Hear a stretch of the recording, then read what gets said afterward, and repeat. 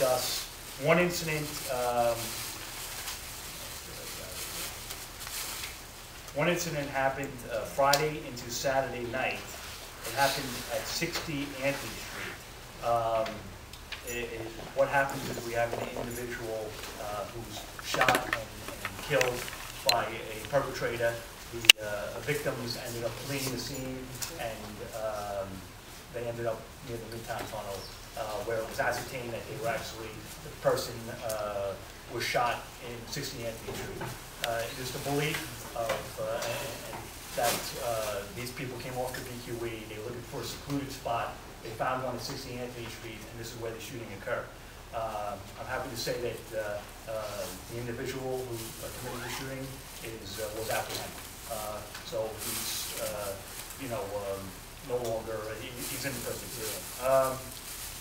We had another individual, Jerry Bowens, who's a former NYPD employee who's no longer with the department. He ended up shooting and killing his girlfriend at an acquaintance who lived at 84 Engard Avenue. We ended up that night, the New York City Police Department ended up arresting him and charging him with the murder of his girlfriend. We also had, and I'm going to move away from crime for a minute, and I'm going to, we also track accidents and injury accidents, and we had a very good 28-day period in that. We were down in overall vehicle accidents, but we did have one fatality. We had a person who was riding a motorcycle who got into an accident on Greenpoint Avenue, and he ended up dying. I just want to say that if we know anybody who rides motorcycles or if we don't ride motorcycles ourselves, to always wear your safety equipment and to obey the traffic rules and just be very careful. Okay, I have my people, my officers out there, and they're going to enforce the traffic rules. We think they're very important. Wear your seatbelt. I don't know if you're reading in the papers, we did cell phone initiative on Thursday, and the 94th personnel wrote 60 people summonses just for cell phones. So there's still people, using their cell phones. The number one cause of accidents in the 94th is driver inattention, possibly caused by the cell phone. Drive safely. We have had fatalities in the past based on ice or sleet, so just drive carefully. I think that's all I got right now. I'm going to open. We had some issues last time that were brought up. One was the production line. Like I said, someone asked a question. Can I have specifics on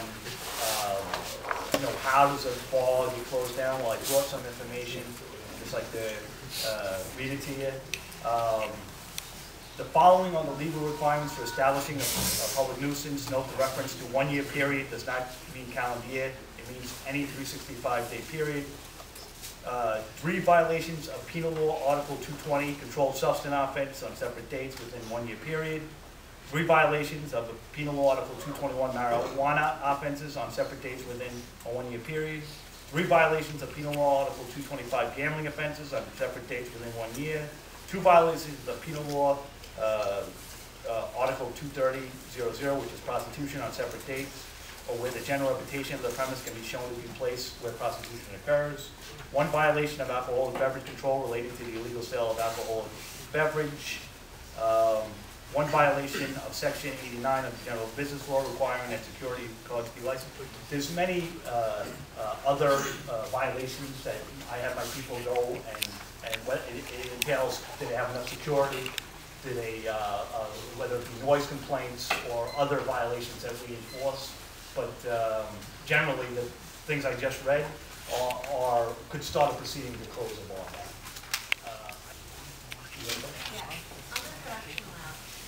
I noticed, I live across the street, I live at 158, bullets came from my bedroom. I'm very concerned about the production line. So for the first 2 weeks, right after the shooting, there was a large police presence with spotlights there. And now it seems like there's nothing. Spotlights are gone. The spotlight was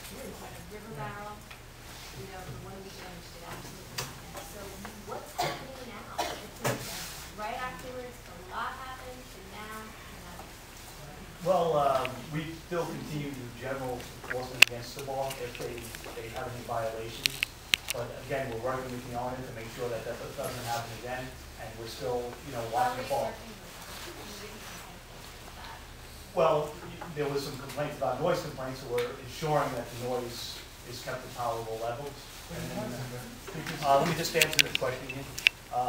We're also working with him to make sure that the venues that he has aren't prone to violence, and we're working with him generally. I mean, I've noticed in these parks that he has, the same night the shooting place was open, he doesn't care, okay? He doesn't want to work. okay. He doesn't. It's just, I mean, it's, Well, that's, I'll take another. I mean, it's total disregard. You have a question? Well, the thing is, this is, as Lauren was saying, I mean, this is prevailing. I mean, a little bit was done, but he just continues to keep doing this. And, I've called for complaints, and I've seen officers show up, I've seen them shake hands and hang out, talking, whatever they're talking about, and nothing's done, and the noise prevails. Okay, we have, when you make the comment that nothing's done, we've issued some instances. One summons, I understand. That's incorrect, but I don't know, I'm telling you, we have issued more. Now, you made your point that the bar is, been noisy and you still see, and that, I believe that is your complaint at this point. This is what we should, okay, we're complaining about the noise because it persists even after the But last meeting. do you have, what is your question? It's just, I'm relaying to you what's going on down there. I mean, I'm getting What- close, I was away on vacation. You're saying that it's, you gotta be more specific, sir. Because we've been out there, I actually went by a couple of times and there was, and I sent my lieutenant over and he went and it was a Saturday night and it was quiet as anything. And I went over there, I went over there and it also was quiet as, I drove by numerous times on a Saturday night and I couldn't hear anything. Now, I'm not saying that he doesn't turn up the music occasionally, but the nights that we were out there was nothing. He turned it up at 2 o'clock in the morning. I noticed that. Well, I was there all night. I worked until like 4 in the morning, and I'm telling you, he was not. And someone did call 311, and the lieutenant went over there, and it was quiet as. And he didn't know we were coming, and it was quiet as anything. Now, again, I'll repeat, I don't have the authority to shut the bar down without the proper. Now, you made your point. You made the point at the last meeting. Try not to berate the issue, because I understand where you're coming from, but you gotta give me more specifics. In the last 28 days, what has happened in the last month? I mean, I see, I have a question. Okay. I live 2 blocks from this bar on India Street. I walk my dog there every night. The bar, you're talking about production lounge? Yes, production lounge. I think it's a big problem in the neighborhood. It really is. And Well, how everyone's is it a talking problem?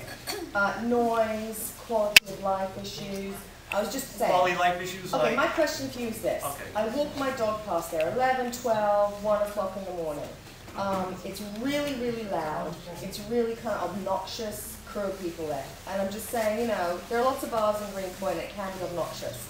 Is there any kind of complaint system that I can address? It's like unless someone physically approaches me and does anything to me, like what can I do to make a complaint about this? Because I want to be supportive of my neighbors. But I don't, complaint about the noise? Complain about the noise, yes, but there are also people congregating on the sidewalk. And Well, how are they congregating?